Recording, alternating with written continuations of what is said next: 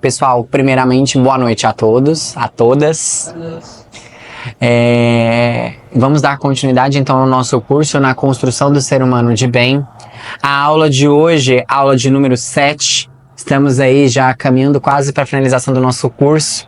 O título da aula de hoje é Na Busca da Sabedoria Diante da Dor.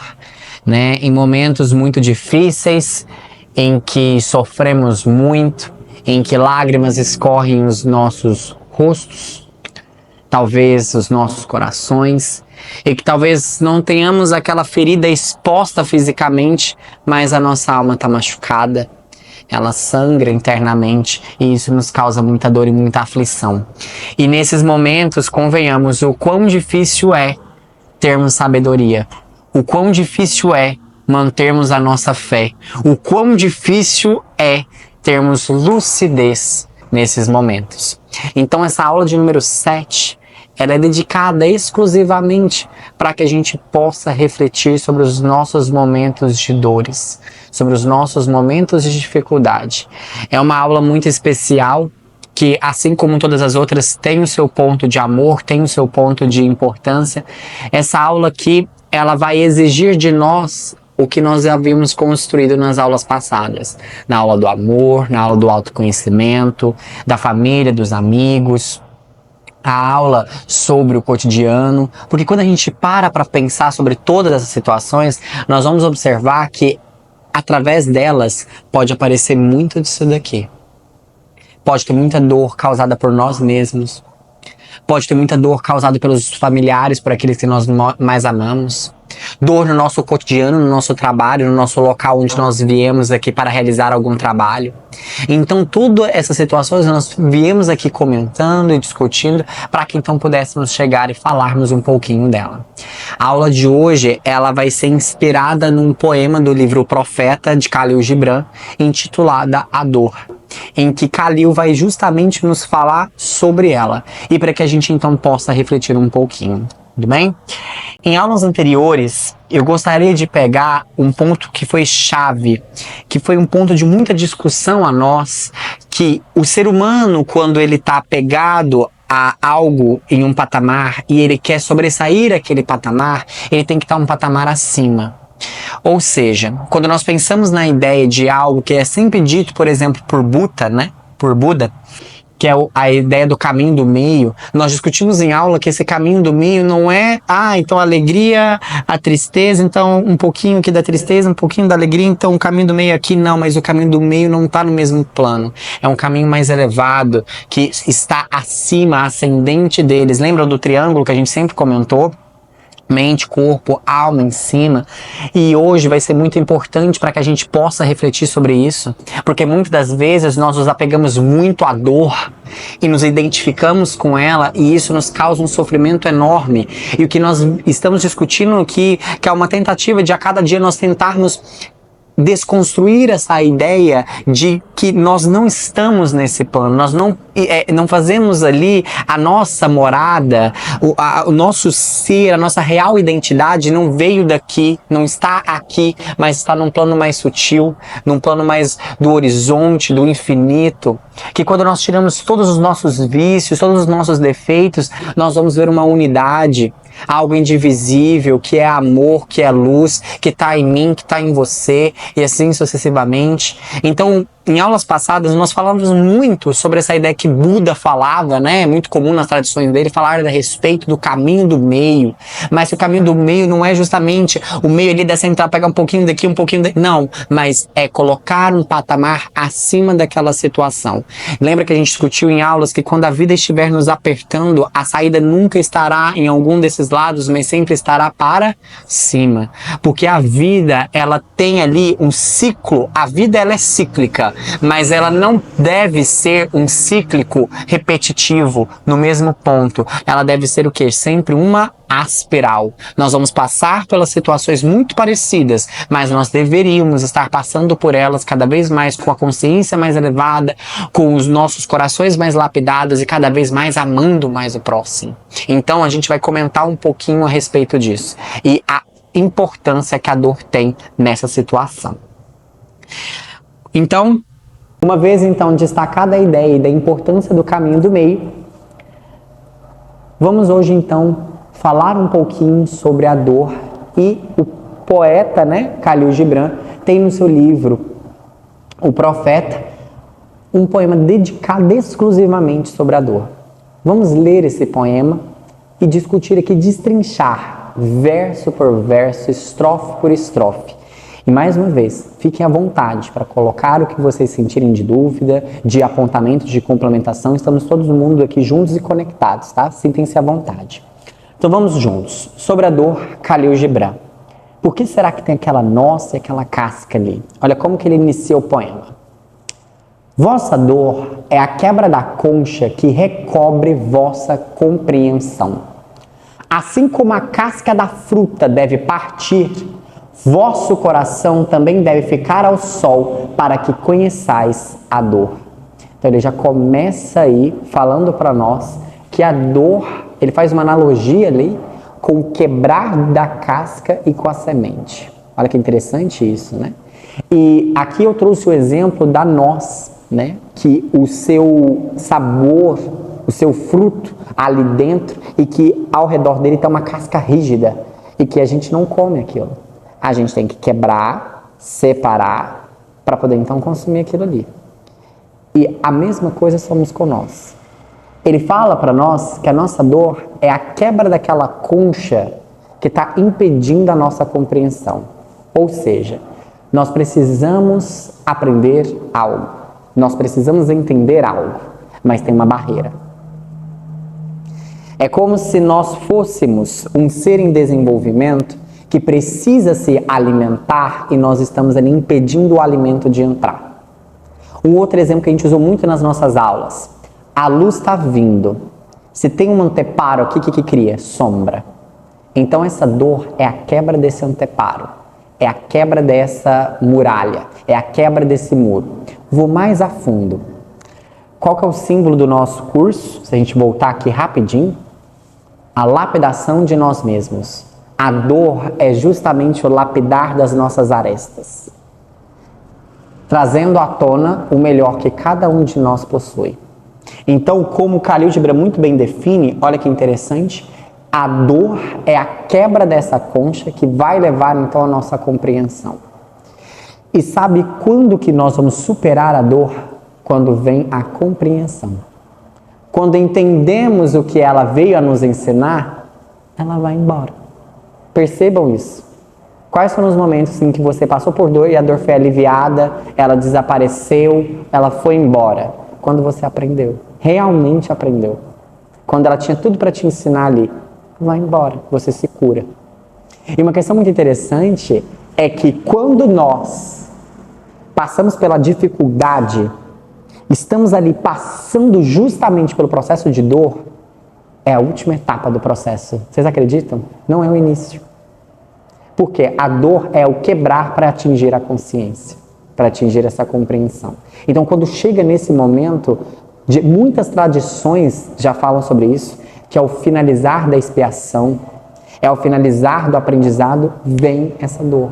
Que é o final, o momento final. E que muitas das vezes nós nos apegamos tanto a ela, e uma coisa que era para ser assim, a gente aumenta muito. Uma coisa que era para ser um sofrimento ali curto, a gente prolonga. Por isso que o poeta diz, dor sempre existe, sofrimento é opcional.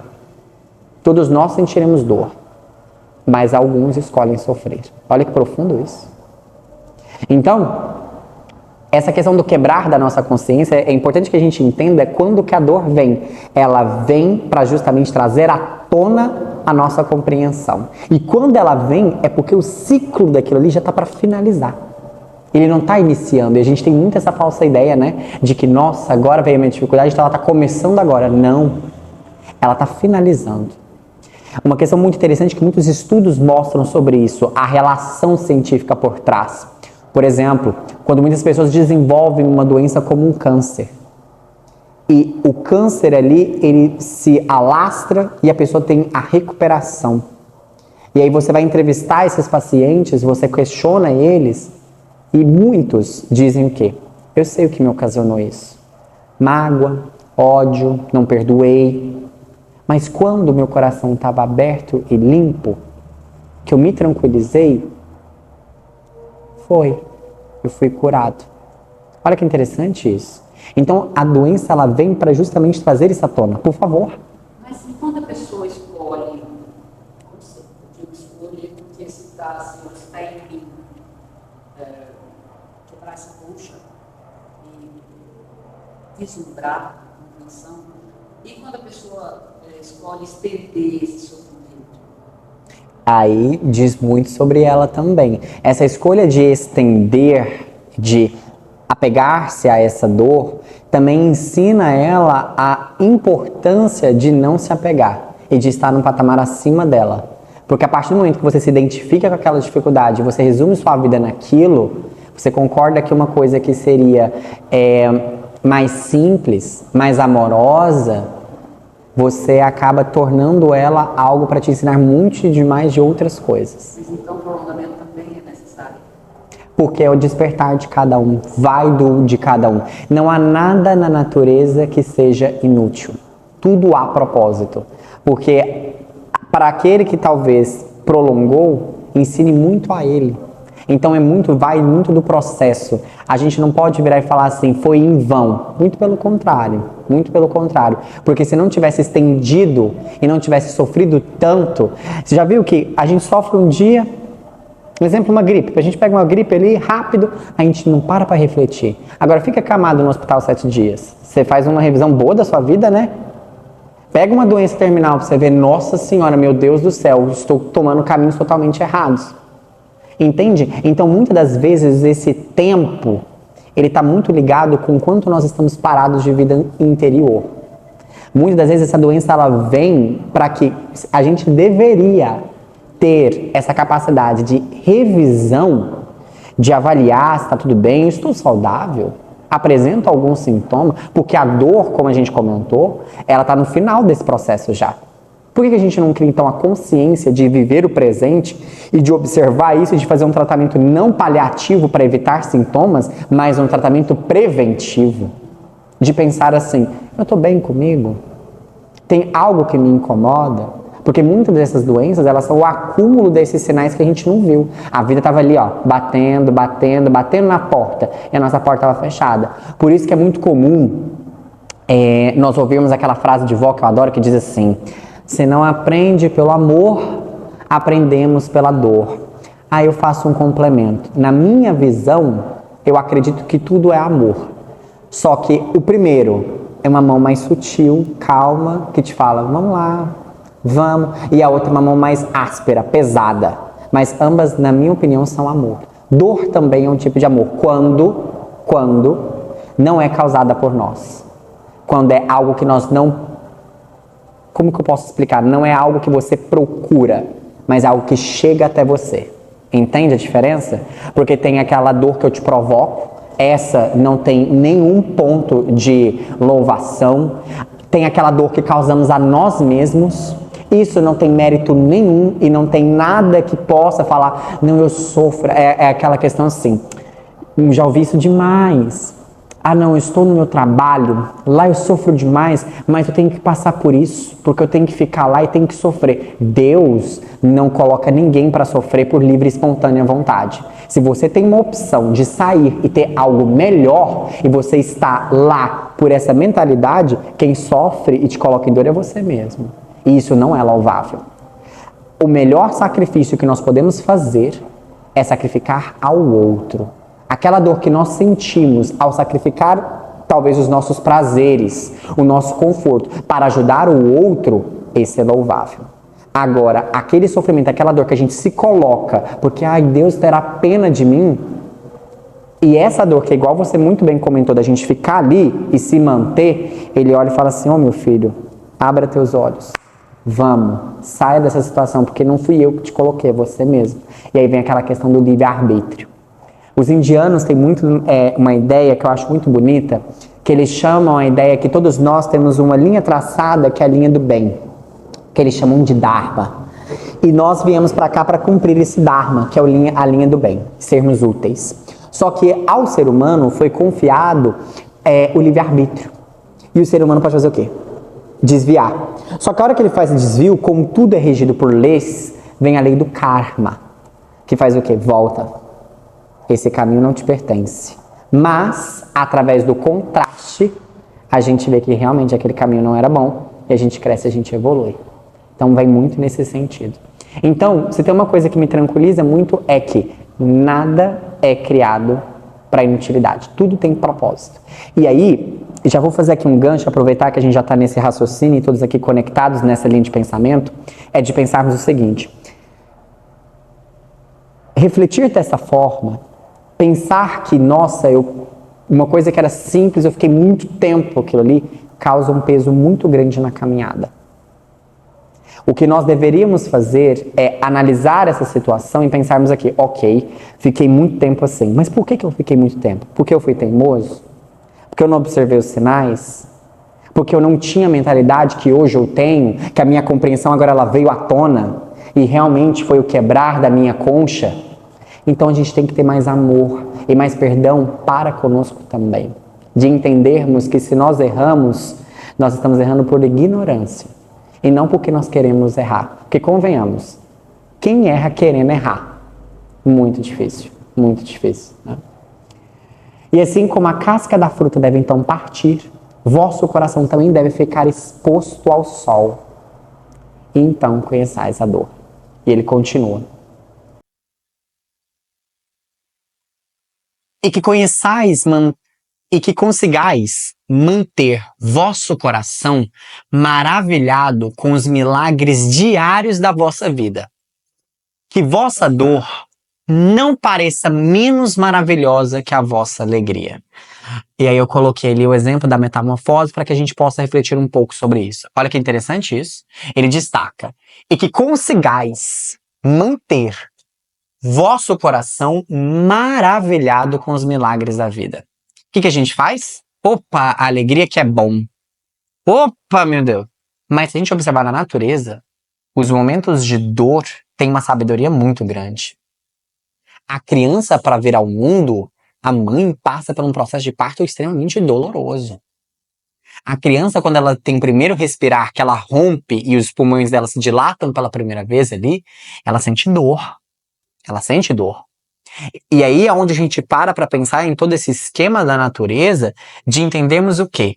Que se nós estivermos apegados demais com a alegria, e nós estivermos rejeitando essa dor, o que vai acontecer? Nós vamos falar que a vida é injusta, que a vida não é boa, que ela não tem propósito, e ela vai perdendo a maravilha e o brilho dela. Lembra que nós discutimos lá na primeira aula o que é realmente bom? Aquilo que é realmente bom é aquilo que é agradável? Ou aquilo que te torna uma pessoa melhor? Porque muitas das vezes, aquilo que é desagradável nos torna pessoas melhores.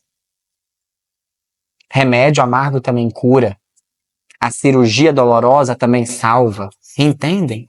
Então é muito esse processo de nós interiorizarmos isso. E ele fala, para manter vosso coração maravilhado com os milagres diários da vossa vida, que a vossa dor não pareça menos maravilhosa que a vossa alegria, que ambos ali têm o seu papel e o seu momento.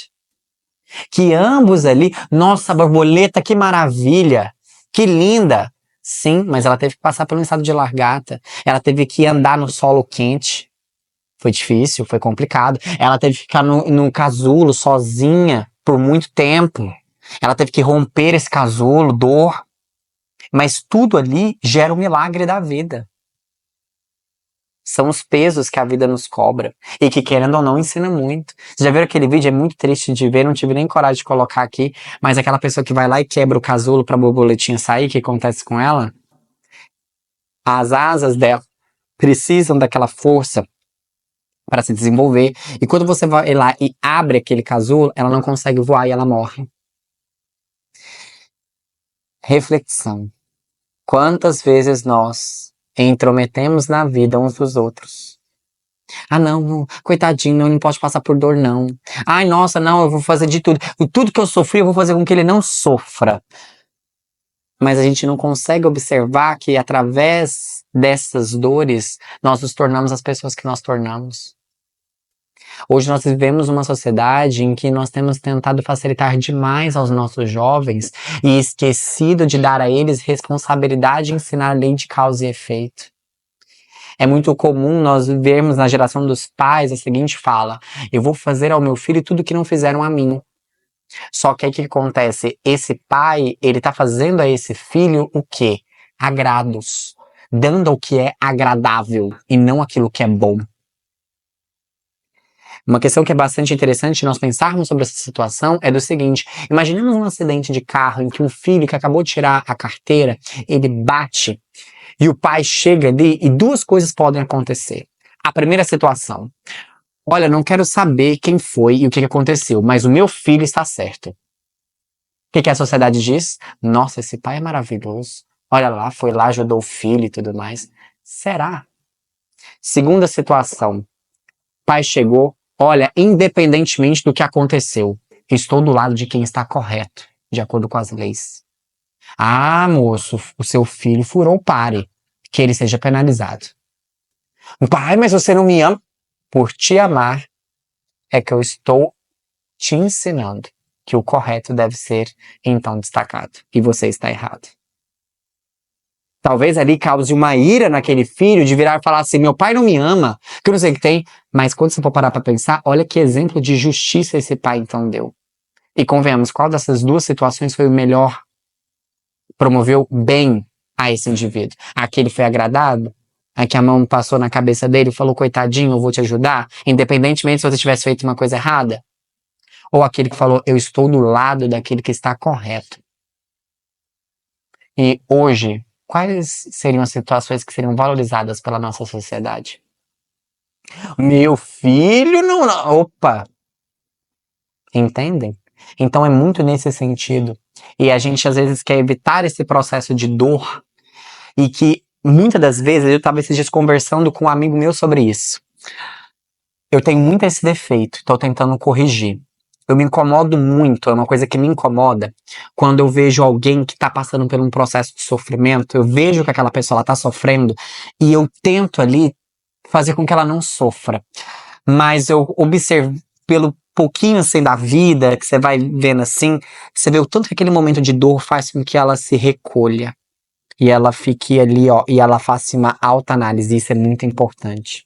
O papel, então, do amigo é o quê? Deixar essa pessoa ali largar das traças e que ela que lute? Não. Mas é falar o seguinte: eu estou aqui. Quando quiser conversar, eu te ouço. Se não quiser conversar, eu te abraço. Se não quiser nada, saiba que aqui você tem aonde vir, quando quiser. Mas ir ali e falar: não, vamos esquecer isso, não pensa nisso não, larga a mão disso. Não são caminhos legais para nós fazermos aos nossos amigos. Porque a dor, assim como a alegria, ensinam muito. Né? E ele continua: e aceitareis as estações do vosso coração, assim como sempre aceitastes as estações que passam sobre vossos campos. E olhareis com serenidade os invernos de vossa dor.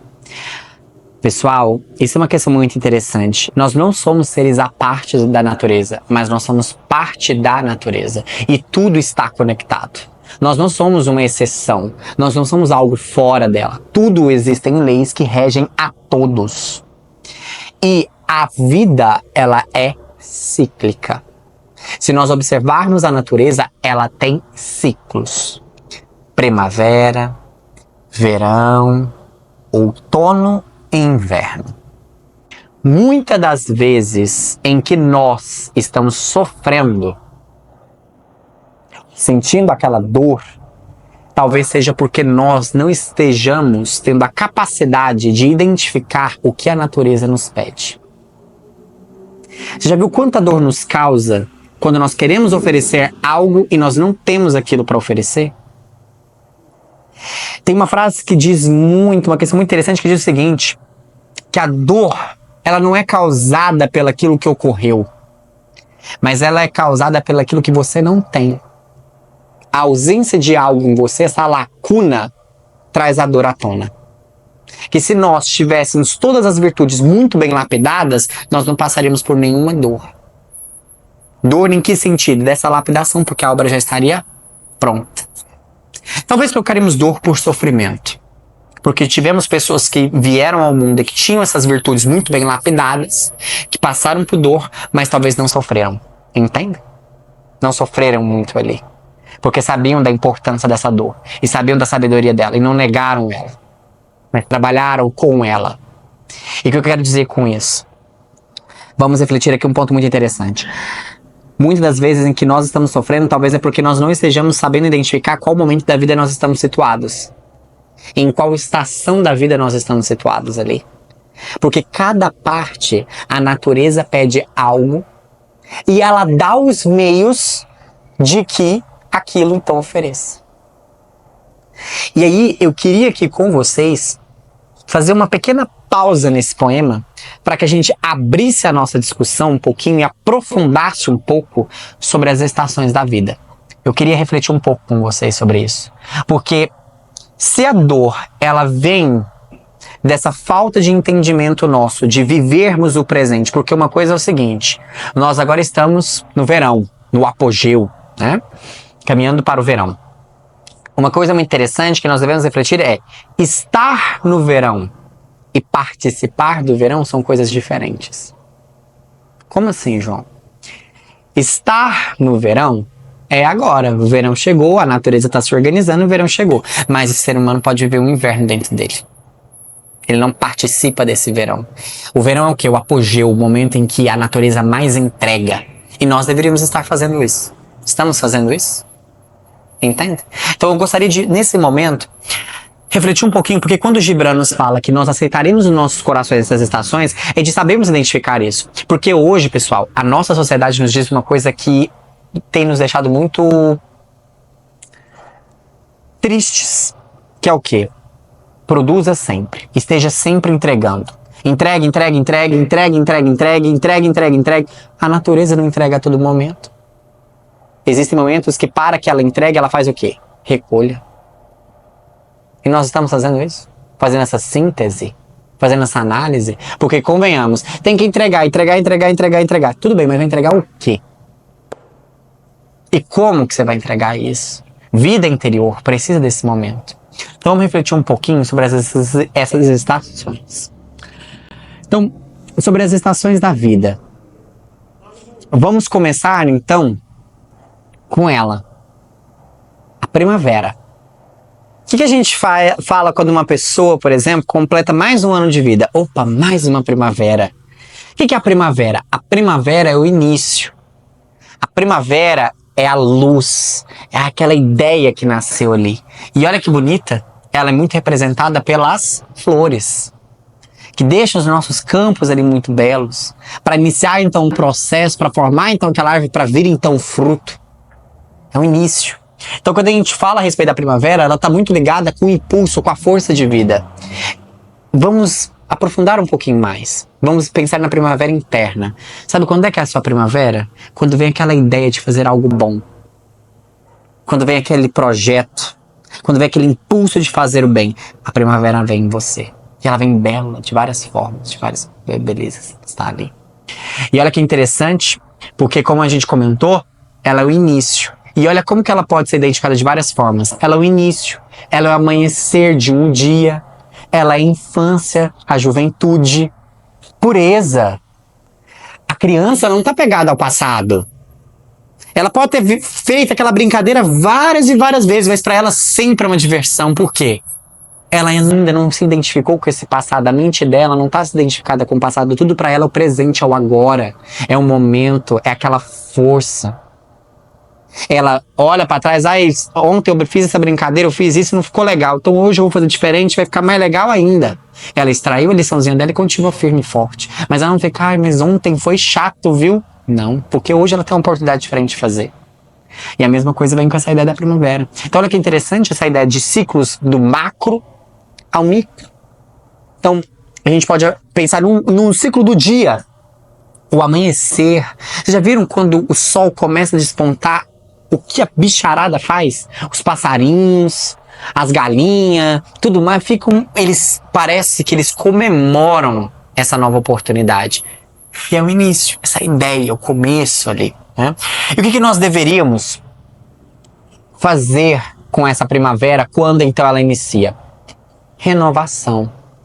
A vida nunca é a mesma. E como diria Heráclito, ninguém pode entrar duas vezes no mesmo rio, pois quando nele se entra novamente, não se encontram as mesmas águas e o próprio ser já se modificou. É muito comum a gente falar assim, ninguém pode tomar o mesmo banho, né, no mesmo rio duas vezes. É muito comum falar assim, porque a água corre. Mas aquele ser humano que entra, ele também não é o mesmo. Apesar dele estar na mesma casca, mudou. Ele está pensando de maneira diferente, algo aconteceu ali. E convenhamos, nós somos assim.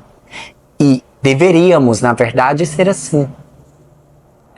Quando a mente ela vai ficando muito envelhecida, vou trocar a palavra de envelhecida para petrificada.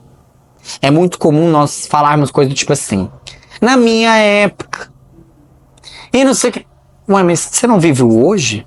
A sua época não é a hoje, não é a atual? Ah, mas e quando deu? Mas e o agora? E vou além. E vou além. Geralmente, você quer ver uns indícios de que a mente ela não está se renovando e ela não está permitindo essa primavera interior quando acontece a mesma coisa repetidas e repetidas vezes e a pessoa só fica em lástima. Ela fala, nossa, mas a vida tá muito monótona, a vida tá muito chata, a vida é a mesma coisa todos os dias, todo dia a mesma coisa, todo dia a mesma rotina. Por quê?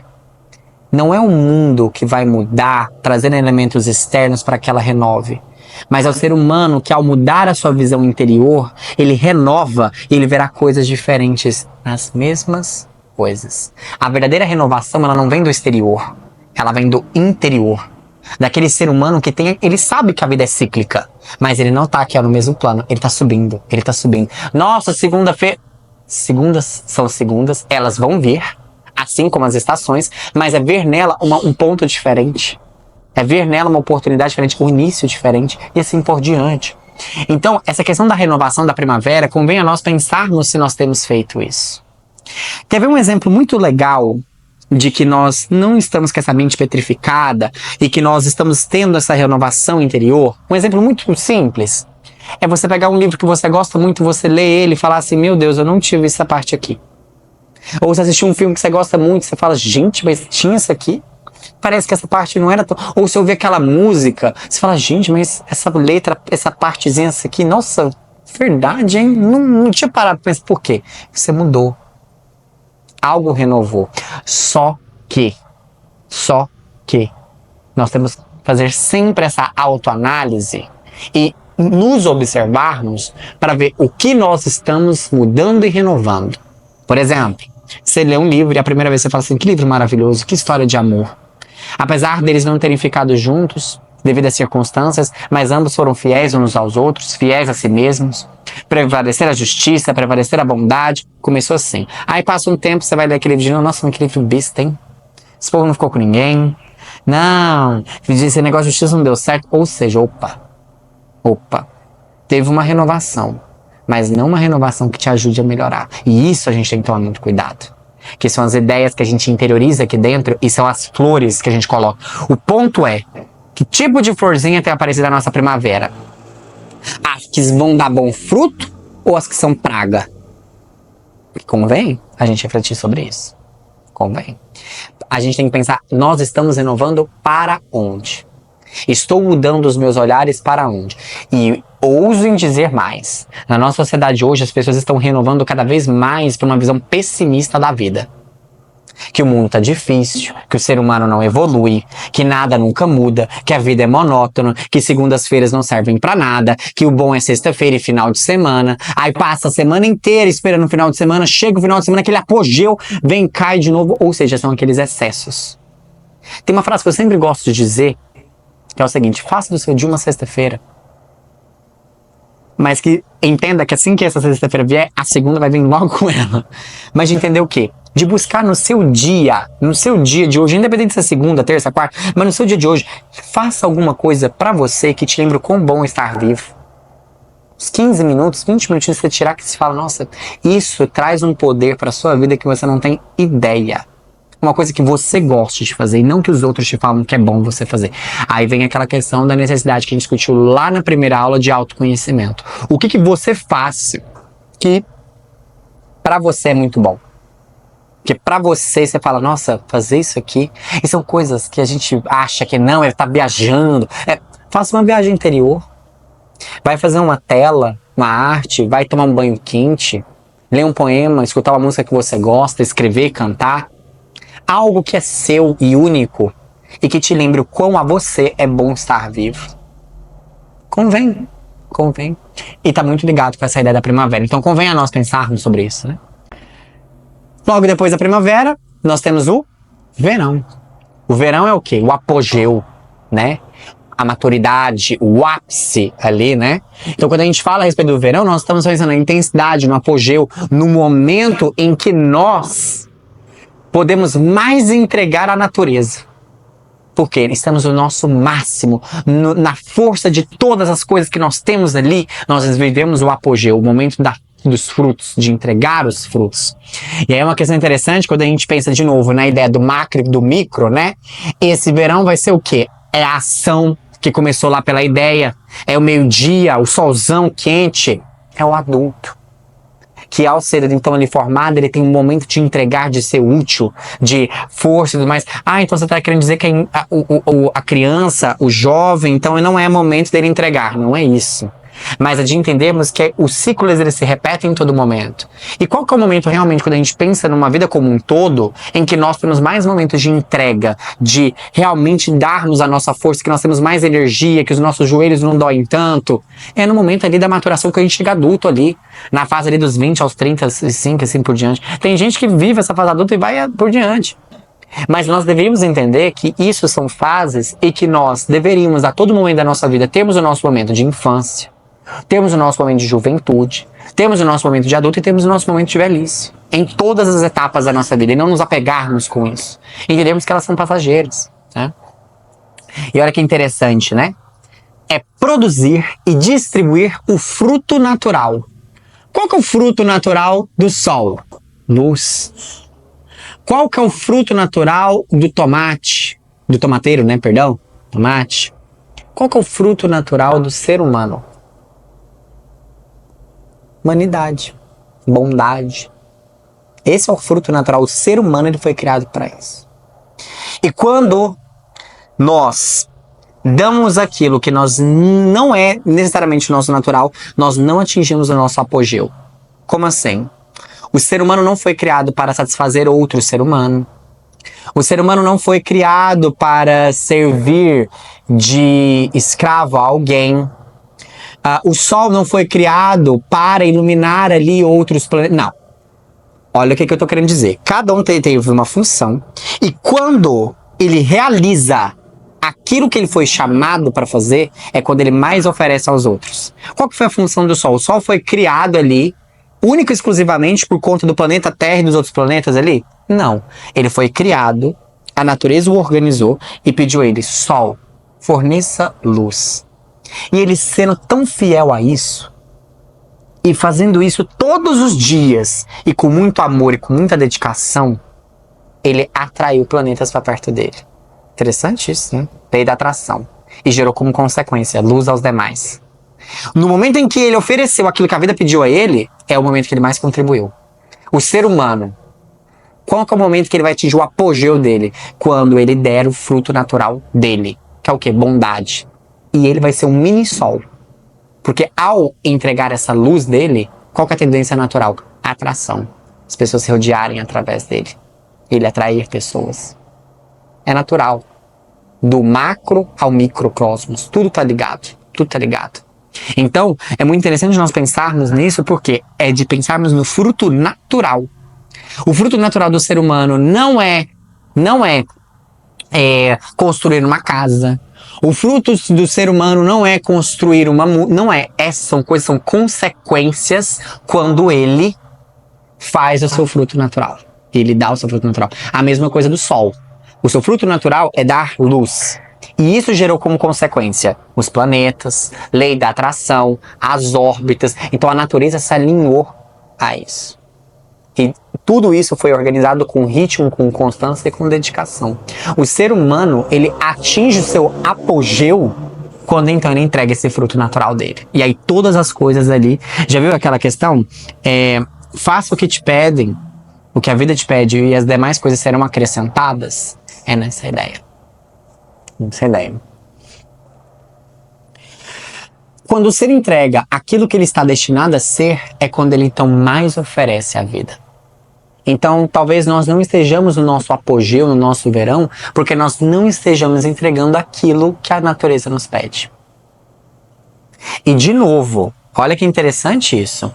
Não é nós pensarmos o seguinte: vocês acham que o sol ele fala assim, não vou entregar luz não, porque minha luz hoje vai usar para isso, vai usar para aquilo. Não. Ele entrega. Ele entrega. O tomate, eu não vou dar tomateiro porque o tomateiro não vai dar tomate, eu tô invertendo a ordem. Não vai dar tomate porque, vamos pegar aqui e vamos desperdiçar. Não. Ele entrega, generoso, o que a natureza o pede, independentemente, ele cumpre o papel dele. Agora, ao ser humano, que foi dado livre-arbítrio, o que a gente faz? Não. O que isso gera no final das contas? Dor, solidão, tristeza, angústia, ansiedade e assim por diante. A ausência de si mesmo, né? Querendo ou não, vai nisso. Então, o início, aí aquela ideia, vem a ação, e aí, o apogeu, né, com o meio-dia, e caminhamos para o outono. E aí o outono seria o quê? O cair das folhas, a limpeza daquilo que não é necessário mais, usou, agora separa. Ou seja, o outono é a época da síntese. É o momento em que as árvores fazem o quê? Juntam tudo que elas têm para produzir a sementinha. Por quê? É o que vai dar continuidade. É o que vai entregar a vida novamente a outros patamares. Lembrem-se, nós somos testemunhas da vida. Nós somos testemunhas dela. Hoje ela passa por nós, amanhã ela passará para alguém. E quando nós pensamos nessa época do outono e da síntese, convenhamos, talvez é uma época que nós não temos essa habilidade de fazer isso interiormente, de sintetizarmos. Nós vivemos o apogeu, a ideia veio, teve a ação, isso teve causas e consequências. O que eu aprendo disso? O que eu sintetizo disso daqui? Quando eu for novamente iniciar lá do início com aquela ideia, aquele início, ela nasce da onde? De uma semente que foi muito bem sintetizada no outono. E o que tem que acontecer aqui? A árvore, ela sabe muito bem que ela não precisa mais das folhas dela. E mais do que isso, as folhas caem para que quando a semente caia, ela consiga sobreviver no solo. E isso é uma lição muito interessante. Vamos aqui discutir, né? Então o outono seria o quê? A velhice. É a experiência, é o entardecer, é o idoso. É o idoso. Que junta ali, se nós tivéssemos a humildade de conversar com os nossos idosos, de perguntarmos a eles o que eles aprenderam sobre a vida, o que é amor para eles, o que é bondade, o que é amizade, que lição você me daria? Se você pudesse dizer uma lição à humanidade, que lição você diria? O que você faria? O que você diria, né? Isso é muito interessante. Então, essa velhice, esse momento em que o ser humano volta para dentro de si e ele junta. Por quê? Pessoal, não tem como. Nós viemos para cá para aprendermos a nossa vida real, que é a nossa vida espiritual, que é o eterno. Que quando essas coisas vão passando, e eu gostaria que todos vocês, depois, ao longo dessa semana, hoje à noite, pensassem sobre isso. Olha que interessante.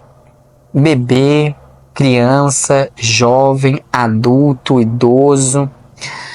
Apesar dessa casca mudar, tem algo, parece que interior, indivisível, uno, que não muda. Ela vai passando por essas estações, mas tem algo que não muda. Ali, ó, a forma mudou, mas a vida deixou de ser vida? Não, ela só apresentou de formas diferentes. E nós estamos aqui nessa experiência para justamente entender sobre isso. Nós vamos entender o espiritual através do contraste com o mundo material. Essa é a ideia. E nós precisamos fazer essa síntese, essa vida interior, de olharmos para dentro e falar assim, no dia de hoje, amanheceu primavera, meio-dia o verão, onde é o trânsito da cidade, as pessoas estão todas se movimentando, e aquele caos todo, e muita ação, e barulho, entardecer. Nós temos o hábito de fazer a introspectiva e pensarmos assim, no dia de hoje, qual semente eu sintetizo aqui? Quais folhas eu vou deixar cair no chão? O que não foi bom? O que eu preciso aprender desse dia? O que eu preciso aprender desse mês? O que eu preciso aprender desse ano? O que eu preciso aprender da minha vida? Porque a experiência aqui de vida é isso. É nós travarmos o contato com essa consciência material para trazermos consciência ao nosso espiritual. Funciona assim. Funciona assim. Então nós devemos pensar um pouquinho sobre como anda o nosso outono, né? E fazer o nosso processamento da experiência. O que a gente aprendeu, fazer um acerto de contas. E isso daqui eu quero destacar, e a gente aqui está comentando bem profundamente, sabe por conta de quê?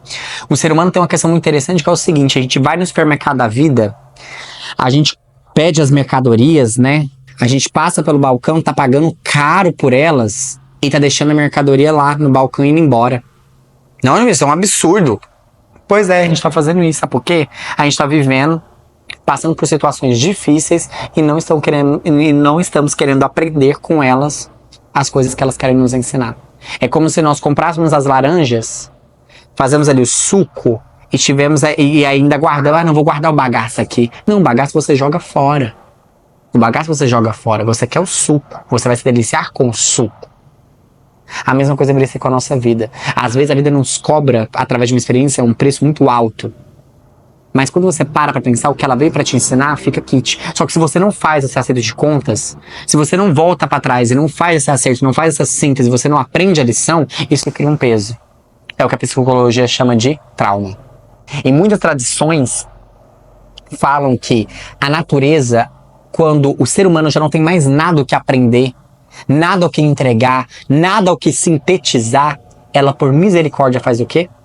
Morte. Ela vai lá e rompe. Aquele ser humano que não quer mais aprender nada com a vida, aquele ser humano que não vê mais fim útil aqui, a natureza vai lá e atende, rompe. E a morte seria então essa desconexão, né? Que é o que a gente vai comentar agora, que seria o inverno. Por quê? O inverno é algo muito misterioso. Já pararam para pensar sobre isso? Aqui é difícil porque nós estamos no hemisfério sul, nós não temos essa ideia do inverno e tudo mais, mas o inverno seria o quê? Parece que a vida toda ela acaba. Morre tudo. Mas ela fica ali em estado latente. O momento do inverno, sabe o que é? É um momento de desidentificação. Ou seja, aconteceu aquela situação com você, aconteceu, mas você não é ela mais. Desidentifica com ela. Aprende a visualizar ela de uma maneira diferente. Guarda a vida, espera esse momento. Por quê? Quando a gente fala a respeito do inverno, seria do recolhimento, do mistério, do desprendimento. E quantas vezes nós fomos relutantes com isso, né? De nos desprendermos, de confiarmos na vida, de fazermos justamente esse recolhimento, de olharmos para dentro de nós. Iniciamos hoje, o 1º de novembro, iniciamos um mês. Fizemos esse recolhimento no mês de outubro, porque os meses estão passando. E o que nós temos sintetizado de cada mês? O que temos sintetizado de cada dia, de cada semana, de cada ano? Ah, completei mais um ano de vida. E que síntese tu tirastes? Quais foram as lições que esse ano de vida te ensinou? Ah, nenhuma. Para mim, a vida tá a mesma coisa. Nossa. Isso é um sinal completo de uma mente que está estagnada. Que não tem renovação interior, que não tem esse contato íntimo, que não faz essa reflexão. Porque quando a gente pensa no inverno, ele vai representar o que pra gente no final de tudo? O descanso, anoitecer. Porque, amanheceu, o apogeu, entardeceu ali, se fez a síntese, recolhe na sua casa. O que a gente faz na hora que a gente chega do trabalho, que a gente entregou, volta, recolhe. Fala, nossa, meu dia foi assim, aprendi isso, ajudei nisso, pequei naquilo, verdade, mas amanhã eu vou fazer melhor, ok? Sintetiza aquilo, deita, dorme no mistério. Quando nós dormimos, para onde nós vamos? É um bom mistério. E todos os dias nós vivemos esse mistério e nós talvez nunca paramos para nos questionar sobre isso. Quando nós dormimos, para onde nós vamos? Gente, o sono é um mistério fantástico. Você deita, umas coisas acontecem, você acorda. Que mistério é esse? Esse inverno e aí vem a primavera novamente. Então, nesse ciclo, né? Então, é aquele silêncio, é aquela desidentificação. Só que o silêncio ele é muito favorável, né? Por quê? O silêncio ele favorece o quê? Esse momento de introspecção, de escutarmos a nossa voz interior que há dentro de nós. O recolhimento ele favorece isso. Quando a gente está aqui falando, a fala, ela é uma entrega, você está entregando. Quando você silencia, você então está pronto para receber. E pode ser que não venha nenhum som externo, mas algo dentro de você ecoa. E a gente deveria ter esses momentos de inverno, de recolhimento. Então, eu fiz questão para que nós parássemos para pensar sobre essas situações e pensássemos que essas estações da vida, elas vão acontecer no nosso dia, no nosso mês, na nossa vida. E nós deveríamos pensar sobre isso. Será que eu tenho tentado forçar demais um verão, um apogeu de entrega, e eu não estou fazendo síntese? Será que eu estou talvez sintetizando demais, eu não estou vivendo nada, não estou entregando nada, então não tenho que sintetizar? Ou estou sintetizando, mas vocês já viram quando a natureza sintetiza sementinhas ruins, que a própria seleção natural vai lá e ela não sobrevive muito tempo? Quanta síntese nós fazemos de fulano fez isso comigo, eu passei por isso, então consequentemente todas as pessoas são assim. Você cria uma síntese disso, pode ser uma ideia errada, você germina, começa a primavera, aí começa todo o ciclo. Aí chega uma pessoa diferente e mostra, não é assim. Opa, a vida é assim. Nós estamos constantemente a nos descobrir, a descobrir a natureza. Que nós devemos lembrar aquela questão seguinte, né? Quando amarmos, não devemos dizer, Deus está no meu coração, mas eu estou no coração de Deus. Então, para que a gente então caminhe para a nacionalização, vamos voltar então ao poema de Gibran. Para que quando então ele nos disse, para que nós possamos então aceitar as estações do inverno da nossa dor, nós possamos então refletir um pouquinho sobre isso. Que talvez essa dor, ela está te falando, recolhe, silencia-te, sintetiza, observa. E a gente pare para pensar sobre isso e entender esse ciclo. Quando nós queremos, por exemplo, um projeto, olha que interessante, né? Então ele nasce da ideia, ele vem então com uma ação, essa ação gerou consequências, se sintetiza, e aí você vai recolher, vai descansar e vai guardar até que uma nova ideia então surja. Esse curso aqui começou assim. Veio de uma ideia, hoje ele está no apogeu, chegará o momento do outono dele, da síntese e o inverno. E ele gerará novas ideias em cada um de nós. E a vida é assim. A vida é assim. E aí eu fiz questão de colocar a nossa imagem do nosso curso para essa estrofe em que Gibran fala. Grande parte da vossa dor foi vós mesmo que escolhestes. É a poção amarga com que o médico dentro de vós cura vosso ser doente. Em outras palavras, nós viemos para ser aquele ser ali. E o que nós estamos fazendo? Lapidando. Lapidando. Já contei essa história aqui, mas faço questão de contar de novo. A história do piso e da estátua, lembram dela? Convém a nós lembrarmos rapidinho. Havia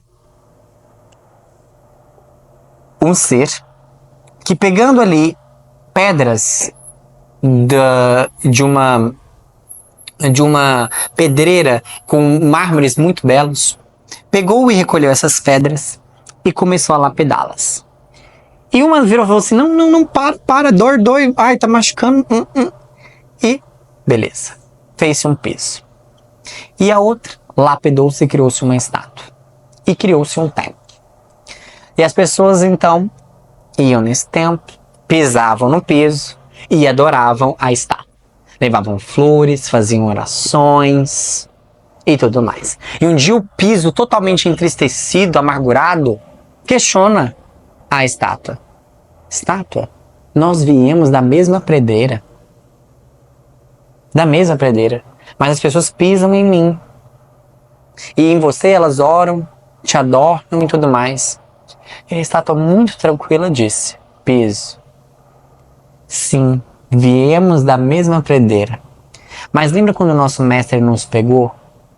Que ele começou o processo de lapidação em ti e você, ai, dor, para.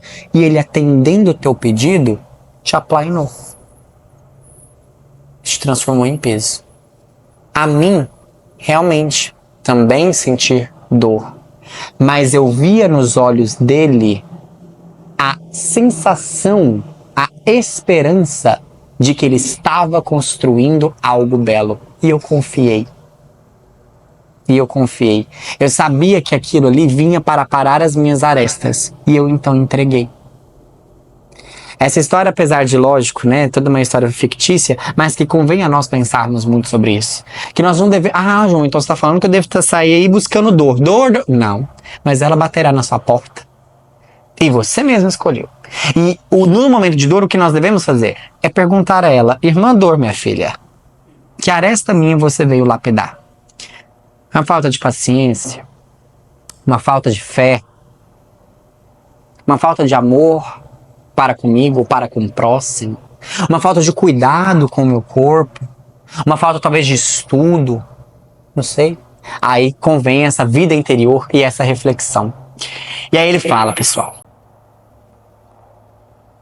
portanto, confiai no médico e tomai o seu remédio em silêncio e tranquilamente. Pois a mão dele, apesar de pesada e áspera, é guiada pela mão macia do invisível. E o cálice que ele traz, apesar de queimar os vossos lábios de novo vem a ideia do físico, né? Foi feito da argila, umedecida com as próprias lágrimas sagradas do oleiro. Olha que interessante isso, né? Poético, né? Tinha que ser Gibran. Mas vamos colocar alguns pontos que convém a nós a nossa atenção.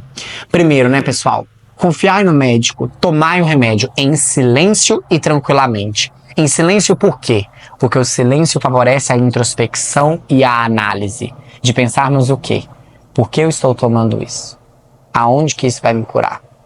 E por que tranquilamente? Para que a gente não estenda a nossa dor e não sofrermos mais. E muitas das vezes é o que nós chamamos de resignação. A falta da resignação, a falta de acreditar que a vida organiza e nos coloca o que é necessário para o nosso crescimento, a falta disso cria seres humanos extremamente frágeis, extremamente, como que eu poderia dizer, revoltados com a vida, de que a vida não tem sentido, de que a vida é dor e tudo mais. Mas agora, se nós interiorizarmos a lei da necessidade, o que é a lei da necessidade? Que nada acontece a mim que não seja necessário para mim. Que se aquilo aconteceu com aquela pessoa, daquele jeito, se não fosse por aquela pessoa, se não fosse naquela situação, seria uma situação diferente, com uma pessoa diferente, mas vai me mostrar aquilo, porque eu preciso daquilo. Porque como o Chico muito bem diz, nós somos cartões magnéticos a atrair as experiências necessárias para que nós nos tornemos pessoas melhores. Eu tenho um ponto de lapidação. Eu vou ter as minhas dificuldades. Você tem os seus. Por isso que nós devemos ter muito empatia, porque talvez aquilo que doa no outro não vai doer em você. Por quê? Aquilo já está lapidado. E é aqui que é muito comum a gente falar: nossa, mas você está sofrendo por causa disso? Não. Por quê? Talvez em nós aquela aresta realmente lapidou. Mas a gente tem que tomar muito cuidado, porque quando a gente geralmente fala isso, tem uma ponta muito pontiaguda dentro de nós, que é o quê? Da empatia. De não nos estendermos a mão ao outro. Aí a dor vai vir, sabe como que ela vem? Quando nós passarmos por uma situação difícil e ninguém nos ajudar ou ninguém compreender a nossa dor. Ixi, aí ela vai lapidando. Aí dois caminhos. Ou a gente pode se revoltar. Porque ninguém me entende. Porque eu não sei o que tem. Ou nós podemos pensar: por que ninguém me entende? Por que ninguém está perto de mim e houve essa atração? O silêncio te diz. E ele vai lapidando. E aí ele fala: apesar da mão dele ser pesada e áspera, ela é guiada pela essa mão macia do invisível. E que, convenhamos, quando a gente tira todas essas turbulências, a vida, ela é macia. Ela tem essa sutileza que, de novo, se a gente for tentar encontrar aqui, muito difícil, mas que tá num plano acima, né? E que o cálice que ele traz, apesar de realmente queimar o plano físico e realmente causar dor, foi feito com a argila que foi umedecida com a própria lágrima do orelho. Ou seja, de entender que é difícil, mas ele sabe da importância daquilo que vai ser o quebrar da sua concha, que vai te tornar um ser humano melhor. E isso, pessoal, a gente deve tomar tanto cuidado com relação a essa situação, porque é muito comum quando nós falamos a respeito dessa dor, pessoas virarem e falar assim, nossa, olha lá, ó, tá fazendo culto à dor. Olha lá, o sadomasoquismo, né? Que tá justamente ali fazendo culto ao sofrimento. Não é isso. Não é isso. Nossa, eu fui lá assistir uma palestra na consulta do ser humano de mãe que falou que a dor é ótima. Então quando eu tiver dor, eu vou sofrer que é uma beleza. Não é isso. Não é isso. Primeiro, não é nós procurarmos a dor. É entendermos que ela vai vir. Ela vai vir, nós querendo ou não. Querendo ou não, ela vai aparecer na nossa porta. E segundo, não é se identificar com ela, não é isso. Mas é entender que ela é um processo natural, que vem para nos lapidar em algo e que o momento dela ela vai passar. Quando que é a superação da dor? Através da compreensão. Esse é o ponto. Por que nós fazemos essas discussões e nós falamos a respeito de dor? Porque o que hoje tem se feito muito com a dor? Evitado ela e negado ao máximo. Só que evitar e negar tem resolvido? Não. Só tem o quê? Aumentado e prolongado. É como se você tivesse dor de cabeça causada, por exemplo, uma má alimentação e você fica tomando só dipirona. E toma dipirona. Se melhora essa dor de cabeça? Melhora, mas toda hora essa dor de cabeça volta de novo. Por quê? Porque você não está combatendo a causa. Você está combatendo a consequência. É um tratamento paliativo e não preventivo. Então vai muito disso. Então essas reflexões a respeito da dor é para justamente que nós possamos refletir um pouco para quando ela vier e que, igual a gente comentou lá no início da nossa aula, que ela representa o finalizar de um ciclo, que nós possamos interiorizar e pensar o que ela quer me mostrar, o que falta lapidar, que síntese eu preciso fazer. Porque, de novo, um ser humano que flui com a vida, que nada a favor da correnteza, sofre pouco. A vida é leve. O ser humano que vai contrário àquilo é doloroso, é pesado, é puxado, é difícil. Então, a dor às vezes ela vem para justamente nos mostrar nesse sentido. Bom, então esses eram os comentários que nós então tínhamos proposto para a aula de hoje, na busca da sabedoria diante da dor. Eu espero de coração que várias sementes possam ter sido plantadas aqui nessa primavera bonita desses conhecimentos, dessas ideias, e que possamos então ter o verão delas, ter então o outono delas, o inverno, para que então possamos iniciar o nosso ciclo, né? Igual comentei com vocês, nós já estamos caminhando aí para a finalização do nosso curso. O nosso curso aí já, a previsão dele é para que nós possamos encerrar aí em novembro. E coincidência ou não, pelo que tudo indica, parece que nós vamos ter um conjunto de 10 aulas. Então começamos na 1, volta no 10. Interessante o fechamento desse ciclo, né? Tava pensando sobre isso. Não acho que seja coincidência. Enfim. E como um pequeno spoiler, aula de número 8. O que nós vamos falar então sobre isso? Como nós discutimos na aula de hoje sobre a questão das estações, talvez a mais difícil a aceitar seja o inverno, que é esse momento do mistério, esse momento da morte, esse momento do silêncio. E pensando nisso, eu gostaria de aprofundar com vocês justamente essa etapa, essa estação. E na aula que vem, a aula de número 8, nós vamos fazer uma reflexão a respeito de tempo, morte e eternidade. Reflexões sobre o ciclo da vida. Focado justamente nessa ideia do que é o tempo? O que é a morte? O que é eternidade? Para que a gente possa então pensarmos sobre isso, tá bom? Foi uma aula bastante interessante. Ela que chega então às nossas sínteses, chega ao inverno dela, e aí agora que a gente dê então dessa sequência. E é interessante que a gente pense sobre isso, que a gente faça essa análise. Quando a gente estava elaborando essa aula, pegando aqui tudo, quando a parte desse poema que me tocou muito foi justamente essa questão das estações, sabe? E de talvez muitas das vezes dessa dor nossa seja do momento de nós não estarmos vivendo a estação que a vida nos pede. Porque ela está ali para te entregar todos os meios, que às vezes, quando uma doença te bate na porta, que você tem que ficar acamado, por exemplo, talvez ela esteja te convidando a ter um outono, a ter uma síntese ali, um recolhimento, para que você pense como é que tá a sua vida. Às vezes, quando você acorda muito animado e tudo mais, ela tá te dando o quê? O apogeu, o verão, vai, entregue, trabalhe.